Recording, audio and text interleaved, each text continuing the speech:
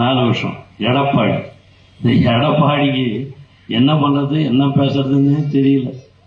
அவர் சொல்றார், இன்னைக்கு இந்தியாவில் எல்லோரையும் ஒருங்கிணைத்து காட்ட வேண்டும் என்பதற்காக ஒரு பேரணி நடத்துகிறார். அதை கூட கிண்டல் பண்றான். எல்லோரும் ஒருங்கிணைக்க வேண்டும், எல்லா மதத்தினரும் எல்லோரும் ஒருங்கிணைந்து செய்ய வேண்டும் என்பதற்காக தமிழகத்து மக்கள் எல்லாம் ஒரு பேரணியிலே அழைத்து முதலமைச்சர் தலைமையிலே செல்கிறார்கள் என்று சொன்னால் இந்திய மக்களுடைய ஒற்றுமையை காண்பிப்பதற்காக அதை செய்து காட்டியிருப்பவர் அவர். அதை கூட கிண்டல் பண்ணுகிற ஒருவர் தான் இன்று எதிர்கட்சியில் இருக்கார். அவர் போய் எங்க சேராத இடம் தண்ணியில் சேர வேண்டாம், இப்ப சேராத இடத்துல போய் சேர்ந்திருக்காரு. நிச்சயமா டெபாசிட் கூட கிடைக்காத அளவுக்கு தான் அவர்கள் தோல்வியை தழுவுவார்கள் என்பதிலே சந்தேகம் இல்லை. அடுத்த ஆட்சி நம்முடைய ஆட்சி தான்.